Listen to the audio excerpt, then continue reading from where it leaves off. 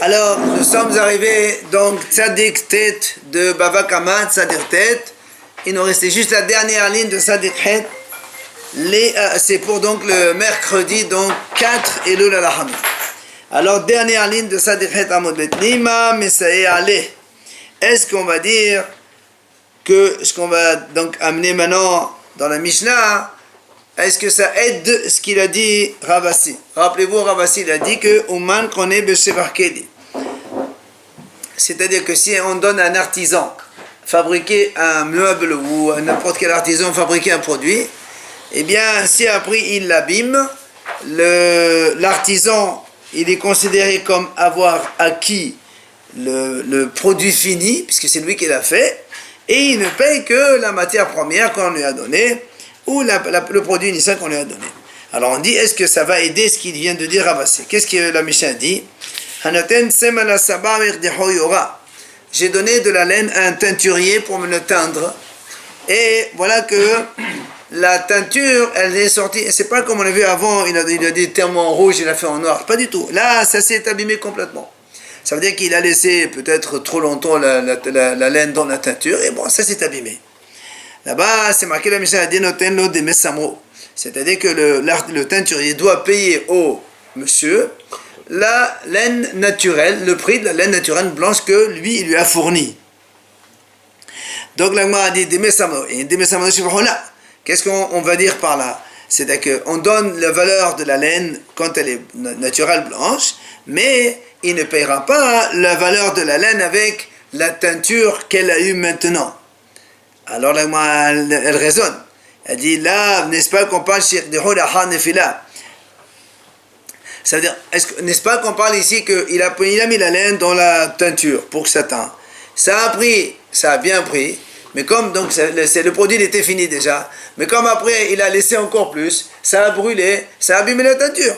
Et donc tu vois bien que des cas shvaha, ici yashvaha, c'est-à-dire qu'il y a une amélioration de la teinture. C'est après qu'elle s'est abîmée. Et donc, quand il y a une amélioration de la teinture, donc la laine, elle est devenue un produit fini. Et nous, on a dit qu'il ne paye que le prix de la laine initiale. Donc, on voit ici, cette Mishnah aide ce qu'il a dit Ravasi. C'est quand un artisan, il a fini un produit, ça lui appartient. Et il ne paye que le prix de la valeur du produit initial. Comme ici chez nous. C'est-à-dire que la teinture, la laine, elle a été teinte dans la vraie teinture. Seulement, donc, maintenant l'artisan il a acquis cela. Comme il a laissé un peu plus, ça s'est abîmé. Donc, c'est comme si il a abîmé sa propre laine à lui. Il ne paye que la laine, donc, blanche. Et donc, ça aide ce qu'il a dit Ravasi. Amar Shmuel, il dit non, pourquoi pas. On peut dire que c'est pas un soutien. Pourquoi? Il dit, toi, tu as voulu imaginez le cas où la laine, elle était déjà teinte de la bonne couleur, et c'est après qu'elle s'est abîmée. Nous, on parle, il te dit non, il n'y a pas ça. Ici, on parle que dès qu'il a posé, elle s'est abîmée, la teinture, elle était complètement abîmée, et donc il n'y a pas eu une amélioration, ce qu'on appelle sheva, deleka shvaha. Alors, la Gemara dit très bien. Donc, si Shmuel dit que ça aide pas, parce qu'ici, il s'agit qu'elle est tombée et elle s'est abîmée immédiatement, il dit très bien. Donc, ça veut dire, aval, on va déduire. Si maintenant on imagine le cas suivant, que la laine elle s'est donc bien teinte, mais ce n'est qu'après qu'elle s'est abîmée, d'après toi, c'est pas le cas de la Mishnah. Donc, il va lui donner donc le prix de la laine avec Sheva, avec l'amélioration. Ah, la dit Lima Shmuel était de la Bassia. Donc on voit ici que quoi? Que Shmuel, puisque celui qui a dit ça, eh bien, il ne pense pas comme Ravasi. Rashi dit, puisque nous on sait que Shmuel, c'est un Dayan connu, et la Lachal est toujours comme le Shmuel dans les Dinim, machma, donc il n'a pas comme Ravasi. Amal Shmuel, il vient Shmuel, il te répond, il dit non, pourquoi? Il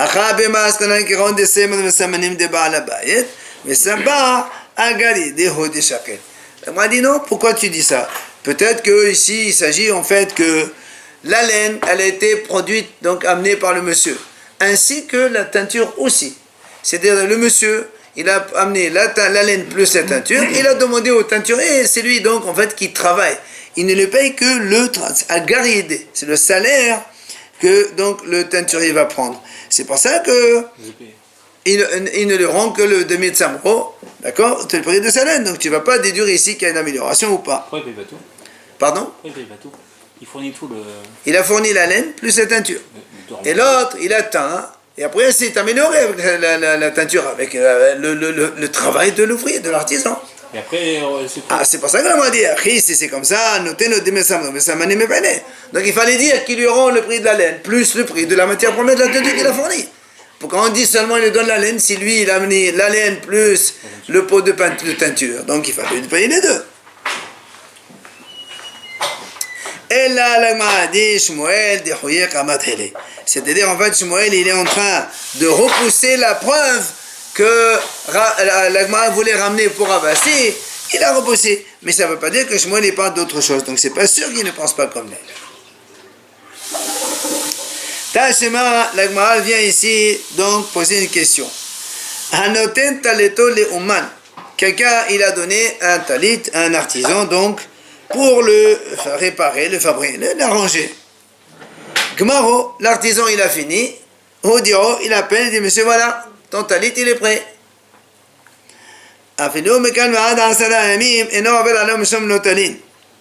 Même si le monsieur, parce que nous on a un principe, c'est marqué dans la Torah, un ouvrier, quand tu donnes un travail, il te le finit, tu es obligé de le payer. Alors ici il dit, même si le monsieur il a informé comme quoi le talit c'est prêt, par exemple il lui a donné un truc à 50 €, alors même si l'autre il reste encore 10 jours avant de venir payer, il ne transgresse pas le commandement de l'otaline, c'est-à-dire retenir le salaire de l'autre, parce qu'il a juste informé. Mais Netanalo, si maintenant l'artisan il a donné le talit au monsieur, par exemple à midi il est parti chez lui, il dit voilà ton talit, alors là, dès que le soleil se couche, l'autre il a déjà un commandement négatif qu'il a donc transgressé, de ne pas retenir le salaire de l'autre. Puisque c'est marqué le jour où il te donne le travail, tu dois le payer dans la journée. La nuit elle est tombée, tu n'as pas encore payé alors qu'il t'a donné ton objet, alors il transgresse le commandement. Si lui il a informé au diamant, oui. C'est qu'il veut son argent. Très bien, mais tu m'as pas donné encore, je ne suis pas encore venu chercher. Le problème, c'est que parfois la personne elle abuse. J'ai compris, mais c'est ce que la Torah dit. La Gemara nous dit, tant qu'il n'a pas donné même si le travail il est fini, dans la mesure où moi je ne suis pas encore venu chercher mon habit, donc ça ne s'appelle pas que je n'ai pas encore pris mon truc. C'est un abus, par exemple. C'est quoi la précision de Rasalemim? C'est Rasalemim? Non, mais même si tu restes, c'est une façon de parler. Maintenant, la Gemara dit, voilà la question. Si maintenant tu dis que l'artisan, quand il a fini le travail, c'est lui qui acquiert l'objet fini, alors dans ces cas-là, alors quel rapport avec Oved Beshem? Nous, quand est-ce qu'on dit on transgresse un commandement de ne pas payer le salaire? D'accord? Quand le monsieur, il est salarié pour de bon. Mais si tu donnes un habit à un artisan, et que l'artisan, il le finit, et nous, on suppose comme Ravassi, que quand l'artisan, il a fini l'habit lui appartient. La preuve, c'est que s'il l'abîme, il ne paye que la valeur initiale. Alors ici, il n'y a plus de salaire. Alors pourquoi tu veux qu'il transgresse un commandement de Tadim pour la Tsahir? D'accord? Si vraiment on pense comme Ravassi, c'est la question contre Ravassi. Il perd la possession. Non, mais toi, justement, toi tu as dit, dès qu'il lui a donné, mais il n'y a plus de parole de Tsahir. Il n'y a pas un salaire ici. Ici, on parle que c'est comme si, en fait, tu m'as donné quelque chose, un produit initial, tu parles du tissu, je t'ai fabriqué un costume, d'accord? Selon Ravassi, le costume, il m'appartient à moi, d'accord? Je te le vends maintenant, je te l'amène, en fait, je te l'ai vendu. Je ne suis pas un salarié ici, selon Ravassi. C'est pour ça qu'on pose la question. Alors, il n'y a plus de bataline ici, d'accord? Alors, il répond, Amar Amani Bali de Rav Kahana, Begada de Sabalad de Kashfaha. Il dit en fait, ici on parle d'un cas où c'est pas que l'artisan il n'a pas vraiment fabriqué un habit comme tu pensais, mais c'est seulement, il a dit, Gada de Sabala, c'est-à-dire en fait il lui a donné de la laine à brosser. D'accord? Donc il n'y a pas de transformation. L'artisan il n'a pas fait un vrai travail. Donc c'est pour ça qu'en fait il n'y a que le salaire. C'est pas comme on a pensé. Voilà, main d'œuvre, exactement. C'est pour ça qu'on parle de l'otaline ici, il y a un salaire. Alors le m'a dit, sauf les Maya Banele. Si c'est pour ça, alors pourquoi il lui a donné? Si c'est pour brosser, l'autre il ne sait pas le brosser. Il a dit non, il est là, correct. C'est pour donc le brosser, mais en même temps, il le ramollit un peu, il le rend plus souple. Alors le m'a dit qu'il va décréter une shvaha. Alors dans ce cas-là, si tu l'as donné pour qu'il t'assouplisse la laine, s'il a assoupli, donc c'est que maintenant, il y a une amélioration du produit. Il dit non, là, c'est les radegre, les vétchés, betcha, bemata, dehainu scherut. Il dit non, ici en fait, il lui a donné à le ramollir. Il dit là-bas, il faisait comment il faisait ramollir. Et il tapait dessus. Et pour chaque coup qu'il tapait dessus, il prenait une pièce de l'époque. Donc c'est pour ça qu'en fait ici, il y a Bémet, il y a Srirut, puisque c'est un salaire du nombre de fois où il tape dessus pour ramollir. Bon, c'était un truc de l'époque. C'est comme le lin. Le lin. Le lin aussi, Il faut taper pour le ramollir. Bah, tu vois. Voilà. Apparemment, la laine aussi, c'est pareil. Maintenant, le m'a dit, mais ça y est, là, c'est ça. Maintenant, selon ce qu'on avait cru au début, qu'il lui a donné, mais pas pour un salaire, mais seulement pour travailler, dans ces cas-là, ça va aider ce qu'il a dit Rav Sheshat. Qu'est-ce qu'il a dit Rav Sheshat? On a posé une question à Rav Sheshat. Kablanout, on verra alors, M. Batali, on verra. Donc si on maintient qu'il s'agit d'un travail au forfait, c'est plus un salaire. Et donc, nous, l'Agma a dit, Rav Sheshat, on a posé la question. Quand il y a un salarié qui travaille, d'accord? Là, tu amènes un salarié travailler chez toi pendant une semaine, 2 semaines. S'il finit le travail et tu ne le payes pas, tu transgresses le commandement de ne pas retenir le salaire d'un ouvrier. Mais là, on lui a posé une question. Et si c'est au forfait, est-ce qu'il y a aussi la même la Torah dit non, tu as Olat Sahir, c'est pas pareil. Puis Olat Sahir, c'est le salaire d'un jour, de 2 jours, de 2 semaines, et ainsi de suite. Mais là, Kablanout, on lui a posé la question. Est-ce qu'il y a aussi le commandement de ne pas retenir le salaire d'un forfait? Et Rav Sheshat, il a dit, oui monsieur, c'est la même chose. Que ce soit au forfait ou que ce soit donc un salaire journalier, c'est exactement la même chose. Si on ne paye pas, alors on transgresse le commandement. C'est vrai qu'il y a une petite différence, parce que le forfait, à la fin des travaux, après 3 semaines, je paye la totalité. Très bien. Je peux donner qu'un acompte. Non, mais ça n'a pas d'importance. Nous, on veut savoir, est-ce que quand la Torah a dit le Tani par un salaire, est-ce que c'est le Kablanout aussi, c'est pareil? Ça n'a rien à voir, c'est pas par le salaire. Le salaire, ça va être à la semaine, au mois. Oui, c'est ça. C'est là, la Torah, elle parle de ça. Perolad Sahir, c'est l'œuvre d'un ouvrier. Il travaille un jour, soit il est payé à la journée ou à la semaine. Dès qu'il a fini son travail, tu le payes. Mais là, c'est un forfait. Selon les accords qu'ils ont fait avant. Oui, mais s'il ne paye pas, est-ce qu'il transgresse ou il ne transgresse pas le commandement? C'est ça la question. Et Rav Sheshat, il a dit oui. Alors, l'Agma a dit, Lema de Rav Sheshat lira de Rabasé. Alors donc, dans ces cas-là, si Rav Sheshat il dit que même le forfait, on transgresse le commandement de Baltalin, alors, ça veut dire qu'il n'est pas d'accord avec Ravasi. N'oublions pas, Ravasi, qu'est-ce qu'il a dit? Que l'artisan, quand il réserve le forfait, dès qu'il a fini le produit, ça lui appartient. Donc, il n'y a plus de salaire. Or, Ravasi, il a dit, mais non, il y a un salaire et on transgresse le commandement. Donc, il y a un problème. Alors, l'Agma a dit non. Ici, on parle ici, en fait, c'est quoi? D'un facteur. On lui a donné une lettre à transmettre à quelqu'un d'autre. Donc, il n'y a pas ici ni transformation, ni rien du tout. Donc, il n'y a que... il n'y a pas de notion de salaire, de forfait. C'est uniquement chez les Hadé Garta. Et c'est là où Rav Sheshat, il a dit, donc ça transgresse s'il n'amène pas. Alors, l'Agma a dit, Lima Ketanen. Maintenant, l'Agma a dit, puisque c'est comme ça, est-ce qu'on va dire que cette notion que l'artisan, il acquiert l'objet fini, est-ce que c'est une mahlok des Tanaïm qu'on a vu déjà ailleurs? Où on a vu ça? On a vu dans Kedushin. L'Agma a dit là-bas, si une femme, elle amène de l'or en vrac, cassé, elle donne un bijoutier, elle lui dit, voilà, tu me fabriques des bracelets, une bague, des trucs, etc. Et tu me les donnes, et le travail que je te dois, cet argent-là, je suis mékodéchet à toi.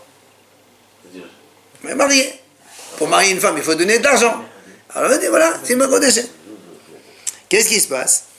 Hachamim disent, là-bas, il y a une mahloket, qui va chez Asa'an, mékodéchet de Vedel. Rabbi Meir dit, dès que le bijoutier il a fini de travailler, la femme, elle est déjà mékodéchet. Hachamim אומרים, non. אינה מקודשת עד שיגיע ממון לידה. Hachamim disent, non. Tant que l'argent n'est pas parvenu chez la femme, elle n'est pas encore מקודשת. Quel âge? Alors justement, la Gemara a dit, Maï Mamon, de quel argent tu parles? Et les Maoto Mamon, si tu me parles de l'or, fini, hein? J'avais protaillé, même Non, attends, pour l'instant, n'oublie pas, l'or il appartient à la femme, d'accord? C'était en vrac, maintenant c'est devenu un bracelet, un truc, une bague, etc. Ça vaut plus. Mais d'accord, mais c'est le travail. Ouais. Donc, il faut qu'elle paye le travail maintenant. Alors, le Digma dit, c'est quoi, de quel argent tu parles? Et les Maoto Mamon, si tu me dis, tant que les bijoux ne sont pas parvenus chez la femme, quoi, mais là de Rabbi Meir, ça va automamment là. Quoi, Rabbi Meir, il dit, même si le bijoutier, il a gardé la bague, les trucs, les choses, c'est lui, elle est Mekodesh la femme. Avec quoi elle est Mekodesh? Il lui a rien donné. Mais ça lui appartient à la femme. Non, ça acquiert pas. Mais il faut les donner. Mais dans le travail, c'est le travail. Attends, Peut-être qu'il l'a pas fait. hein? Non. C'est pas ça qu'on m'a dit. Elle avait même Mekodesh. Donc, elle a. Avec le travail. Pshita, tous les deux, ils sont d'accord que là, le bijoutier, il a donné les bijoux à la femme. Alors pourquoi il dit Mekodesh c'était il dit non? Et c'est quoi ça dit? Maï mamon aher. Il s'agit certainement d'un autre argent. C'est lequel? 2 secondes. Il dit voilà, et tous les deux ils sont d'accord. On suppose, on admet, tout le monde est d'accord que quand on paye, on embauche quelqu'un pour un salaire, ce qu'on appelle chez nous, c'est-à-dire que imagine que tu embauches quelqu'un pour une semaine. Tu dis, voilà, tu travailles chez moi une semaine pour, par exemple, donc 6 jours, c'est 60 €. Alors, le salaire, c'est pas que à la fin. Le premier jour qu'il travaille, tu lui donnes déjà 10 €. Le deuxième jour, il y a toujours un crédit de 10 €, et ainsi de suite. La srirout, elle est metehilla vers sauf. Le salaire, il est payable du début jusqu'à la fin. Ça, c'est, on admet que tout le monde est comme ça. Outre les alma, ça c'est sûr que tout le monde est d'accord, on a déjà vu qu'on ne peut pas mekadesh une femme avec un crédit qu'elle nous doit, ça ne marche pas. Et alors là, c'est quoi le problème des Hachamim et de Rabbi Meir? La Gemara dit comme ça, là, n'est-ce pas qu'on parle justement de cette marloque de notre sujet à nous, à propos de Rabassi, qu'il a dit qu'un artisan, quand il finit un objet, ça lui appartient. Rabbi Meir Savar, Oman Kone Beshevakele.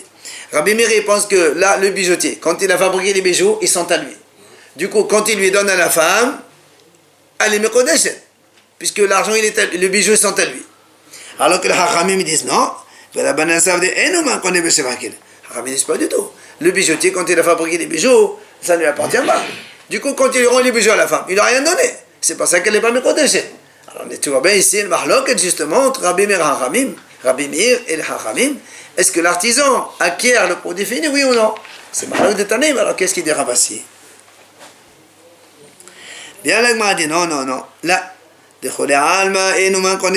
en vérité, tout le monde pense que l'artisan n'acquiert pas l'objet, il n'est pas à lui. Alors pourquoi là-bas, Rabbi Meir, Hachamim, un il dit oui, un il dit non? Et là, il dit, en fait, ici, la mahlok de Rabbi Meir et Hachamim, est-ce que le salaire il est payable chaque jour ou uniquement à la fin?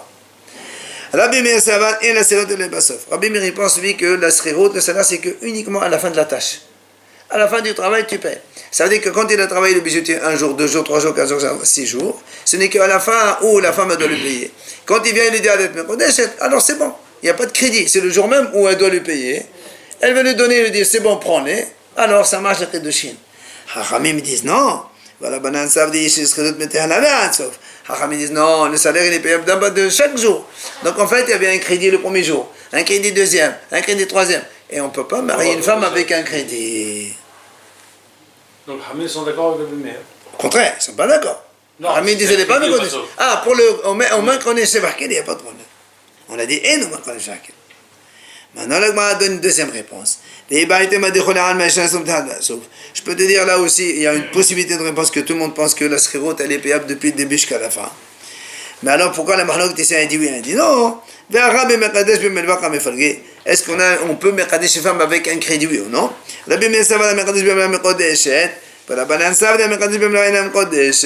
Selon Rabbi Meir, celui qui mekadesh une femme avec un crédit, elle est mekodeshet, et selon Hachamim, elle n'est pas mekodeshet.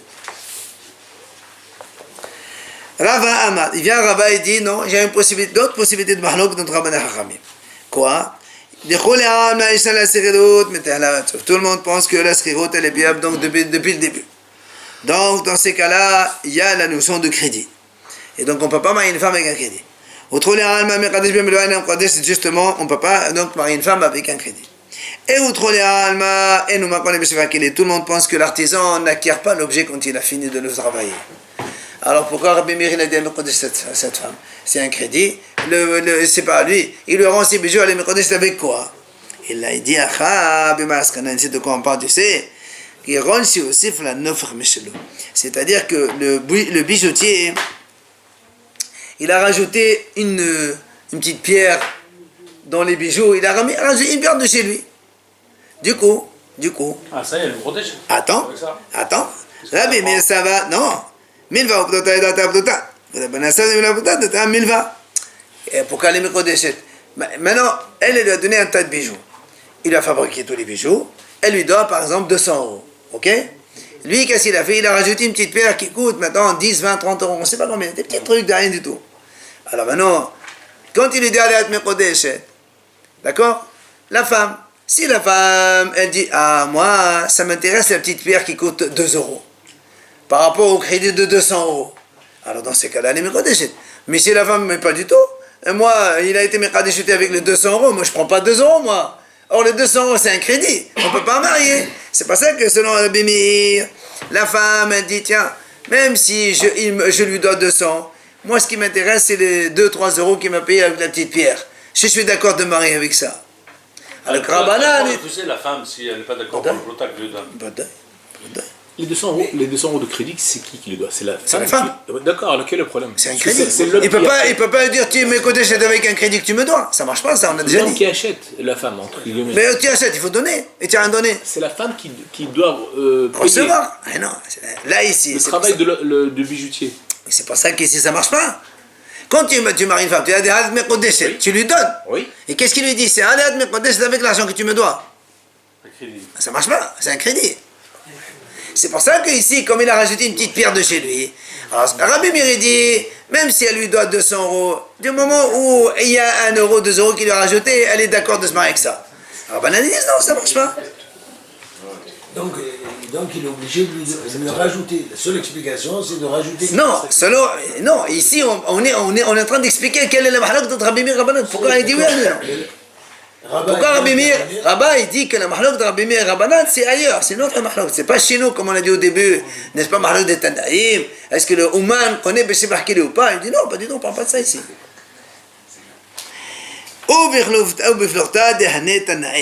Et cette mahlok, elle a déjà été dans une autre mahlok de Tanaïm. Laquelle? De Tania. Si Besachar, She'asiti, Imach, Ena Mekodeshet. Il y a un monsieur. Il dit, par exemple, il a fait des travaux chez une femme. Il a appareillé quelque chose, je sais pas moi, et elle lui doit 50 €. Il lui dit, madame, voilà, arrête me kodeshet avec le salaire que j'ai travaillé chez toi. On dit, elle a me kodeshet. On ne peut pas faire kodeshet avec un crédit. Mais, si maintenant, un monsieur il dit à une femme, voilà, tu es me kodeshet par le salaire que je vais travailler chez toi demain ou après-demain, et au lieu de me payer, ne me paye pas, garde l'argent. Ça, c'est pas un crédit. Elle m'a dit là-bas, allez, me connais ça marche. Attends. Rabbi Nathan Omer. Rabbi Nathan dit non, monsieur. Bishachar, c'est assez marre, et non, me connais, c'est comme ça, c'est assez marre. Même quand c'est dans le futur, selon Rabbi Nathan, ça marche pas non plus. Pourquoi? Parce que lui, il pense, Rabbi Nathan, la même chose, serait route, depuis le début jusqu'à la fin. Donc, quand il lui dit, c'est aussi un crédit, c'est pas qu'à la fin que ça marche. Maintenant, en vérité, on a dit, Ben Besachar She'asiti Imach, ou Ben Besachar She'asiti Imach, Ena Mekodeshet. Rabbi Danassi lui dit dans tous les cas, qui lui dit au passé ou au futur, dans tous les cas, ça marche pas. Mais si le bijoutier il a rajouté un petit truc, selon lui, ça marche. Parce que selon lui, comment elle va expliquer maintenant, Ben Tanakama et Rabbi Nathan, entre le Tanakama et Rabbi Nathan, que lui, Tanakama, il a dit au passé ça marche pas, et au futur ça marche, et Rabbi Nathan dit même le futur ça marche pas, et Kabbalah et Srirut, leur problème c'est quoi? leur divergence, c'est au niveau de la sréroute. Est-ce que la sréroute elle est payable à l'avance ou seulement à la fin? Et Ben Natan, Rabbi Natan et Rabbi Yehuda Hanassi, entre Rabbi Natan et Rabbi Yehuda Hanassi, c'est l'histoire de Minva et Prota. Parce que la femme elle compte sur la Prota ou elle compte sur la Minva, c'est pour ça qu'elle dit oui, elle dit non. Amar Shmuel, regardez maintenant ça. Tabah Oman Shikirkel. Un monsieur, il a un boucher, il a une vache. Il la met sur le shohet. D'accord? Il dit voilà, fais-moi la shita. Manque de peau, le shohet il s'est raté. L'animal il est devenu une vela. Ok? Il s'est raté dans la shita. Alors il dit Hayab le Shalem. Et tu dois rembourser. Attends. Et là, Shmuel il dit non seulement il doit rembourser. Mazirhu. Donc il a fait un dommage, tu payes. Mais en plus, Posheahu, c'est un rachat. Alors, pourquoi il dit rachat? C'est comme s'il lui a dit fais-moi la shita ici, il a fait la shita derrière. Ça veut dire ça, tu le rends la main levée là. On n'a pas dit ça. Il a dit, non, il lui dit c'est comme si. Ben, voilà son argument. Attends, on va discuter. Viens le m'a dit, pourquoi tu es obligé de dire c'est un mazir, il a fait un dommage et c'est un rachat? Tu as besoin de dire ça. Mazir, ça suffit. Il dit non. Si tu dis mazir, il a fait un dommage, j'aurais dit, c'est seulement quand tu as payé le shohet, tu l'as payé pour faire la shita, et tu as rendu la vache et là, alors là c'est mazir. Mais s'il a fait la shita gratuitement, tu ne peux pas dire qu'il t'a fait exprès de mazir, il a gratuit, il n'a rien gagné. C'est pas ça, on dit poshéa, attention. Même s'il dit si c'est gratuit, il a raté la shita, ben il est négligent, c'est une négligence, il doit payer. Le shita doit payer après ou en général après la shita, non? La shita, bien sûr, après la shita. Alors si elle est nivela, il ne paye pas? Non, poshéa, c'est pas rachat, c'est dans le sens où il est négligent. Ça veut dire, il a raté la shita, c'est une négligence, tu payes. Pia! Dans les deux cas, qu'il soit payé. Ouais, c'est ce qu'on entend. Voilà, c'est ce qu'on entend. Alors, sur ce, était vers Rav Hama Badgodia, il vient Rav Hama, il objecte. Il objecte contre Shmuel. Il dit, comment Shmuel tu dis ça? Voilà, nous on a vu. La Braïta a dit, Hanoten behema la tabah venebela, uman pato, idiot haya. Il dit, si un homme donne un animal un shohet pour faire la shita, et il s'est raté dans la shita, il dit, ça dépend. Ouman, si c'est un shohet expérimenté, il s'est raté, pas tout. Mais si c'est idiot, un simple comme ça, il a fait la shita, il connaît rien, il a fait la shita, il a raté, c'est sûr qu'il a hayat. Maintenant, il dit, ve'im noten sachar, ici il a donné un salaire, ben hidot ben ouman, hayat. La Braïta a dit, dans les deux cas, il est hayat. Donc tu vois bien ici que, toi Shmuel, tu as dit, Shmuel il a dit Ouman shekirkel hayab li shalem. Alors que nous on a dit Ouman pato. Oui d'accord, mais c'est ça la question. L'objection contre Shmuel. Shmuel a dit un vrai shohet professionnel, il se rate, il doit payer. Alors que nous dans la vraie on a dit non, s'il est Ouman, il est pato. Question contre Shmuel. Amalé, il vient à Shmuel et lui répond La akhan muhacha, que ton cerveau se trouble. Il est venu à un autre hacham, il lui a posé les mêmes questions. Amalé, comment? Il dit tu veux la même malédiction que l'autre il a eu? Alors il explique.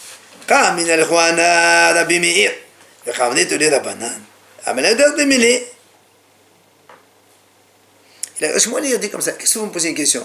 Moi, je parle comme Rabbi Meir. Shmuel il dit comme ça, moi je pense comme Rabbi Meir. Rabbi Meir, qu'est-ce qu'il a dit? Rabbi Meir il dit, il va expliquer maintenant. C'est ça.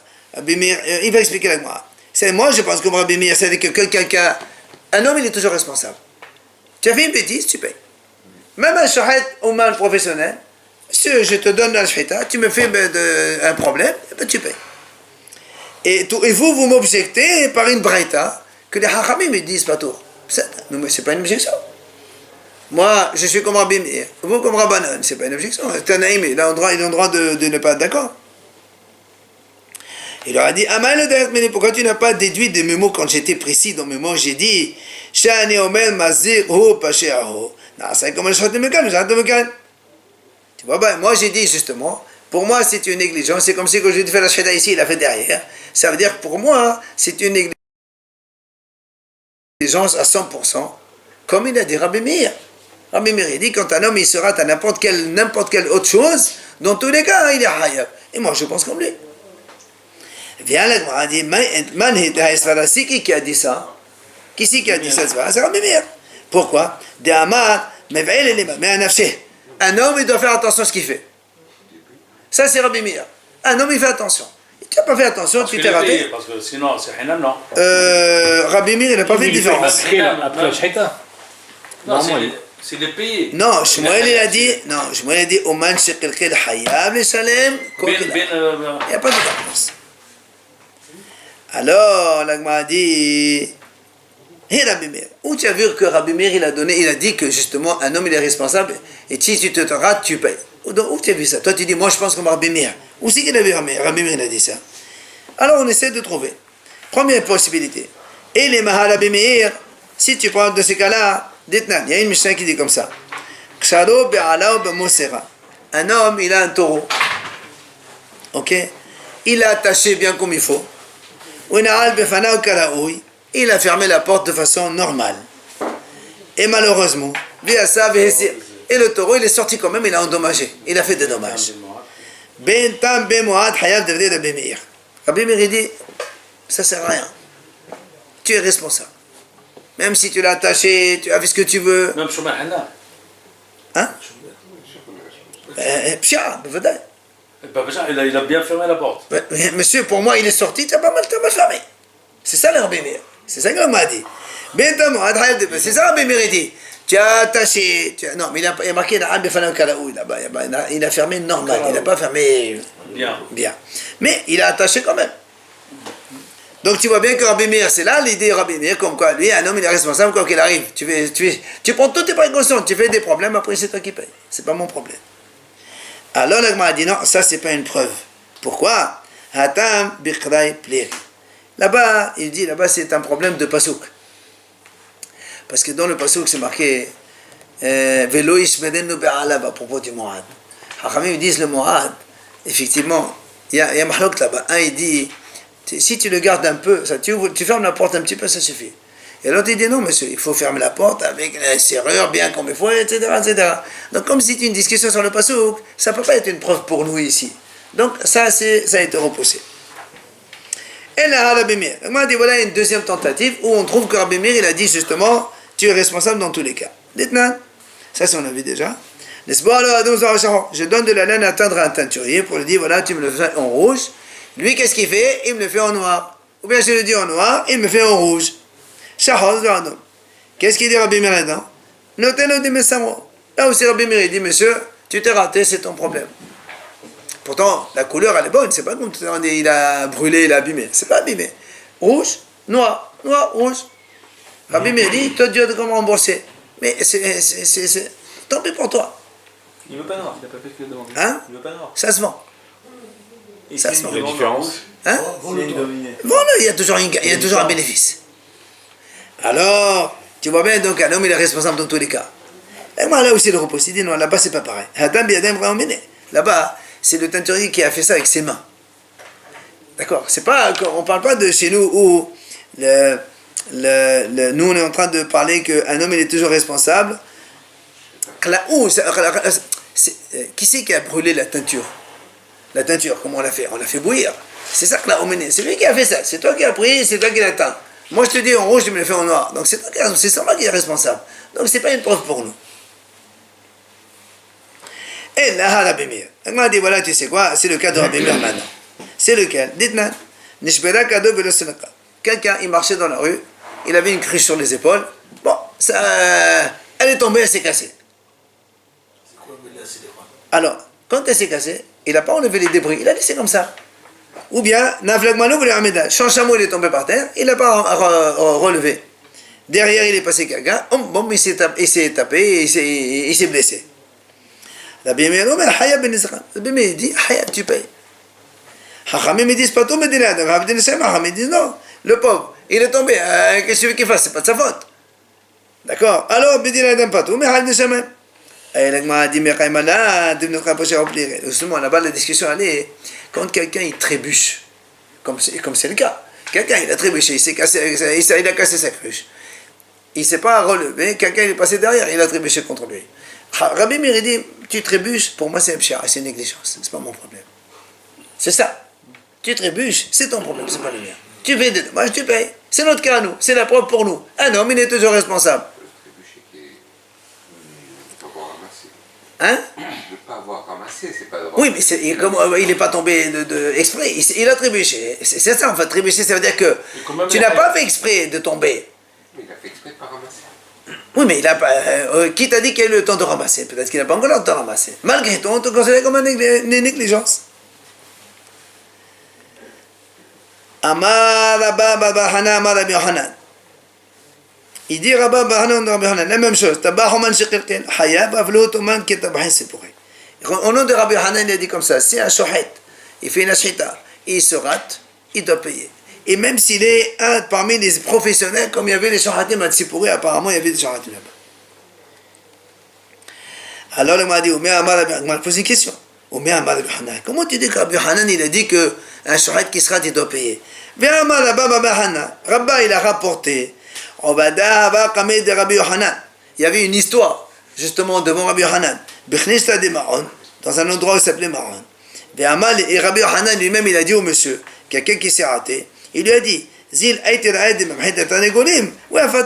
apporte-moi une preuve comme quoi tu es un expert, un professionnel pour la shhita des poulets, et je te dis pas tout. Donc il faut bien que Rabbi Yohanan ait dit que si quelqu'un est professionnel, il n'est pas tout. Peut-être que c'était un tarnégol, ça devait être la même chose. Alors, comment tu dis que Rabbi Yohanan a dit qu'un shohet qui se rate, il paye? Rabbi Yohanan lui-même, il a dit au shohet, amène-moi la preuve que tu es un professionnel, et je te dispense de payer. Il parle peut-être d'un novice alors. Ah non, on parle des deux professionnels. Les deux professionnels. C'est ça la question. Alors, le m'a dit là, c'est pas une question. Pourquoi? Voilà une contradiction. Il dit non. Kan bihinam, kan bisakhar. Quand le shohet, il fait la shhita gratuite, alors là, il n'est pas tôt s'il se rate. Mais quand tu payes le shohet pour faire la shhita, il se rate, alors là, il paye. Voilà la différence. C'est pas, Rabbi Yohanan ne se contredit pas. Quand tu le payes, il se rate, alors il te rembourse ton chose. Il vaut mieux payer alors. Hein? Il vaut mieux payer. Regarde ce qu'il dit. La misérable a dit, tu veux que le tableau, le shohet, il te paye ta bête au cas où il se rate, paye-le à l'avance. Donnez-le le prix, voilà, monsieur, je te paye. Non, Yardim le Taskil, Non, j'ai voilà. compris, mais je veux dire, est-ce qu'on est obligé de le payer en avance ou après? On se met d'accord. Devant un Yardim, tu dis voilà, je te paye. Yardim lui dit, voilà, donne-lui 10 dinars, comme ça tu es tranquille déjà. Gratuit, c'est d'embrouille. Non, tout à l'heure, Ah ouais. il y avait le réunion de payer, et ils n'ont pas tenu compte, ils ont dit. Qui? Et tout à l'heure, là. Oui, non, mais ça c'est Shmuel. Maintenant, on est Rabbi Yohanan maintenant. C'est pas deux façons de réfléchir différentes. Oui, c'est deux avis différents. Bon, allez, on arrête là parce que demain c'est plus court et là, Donc celui qui va chez un médecin, je sais pas.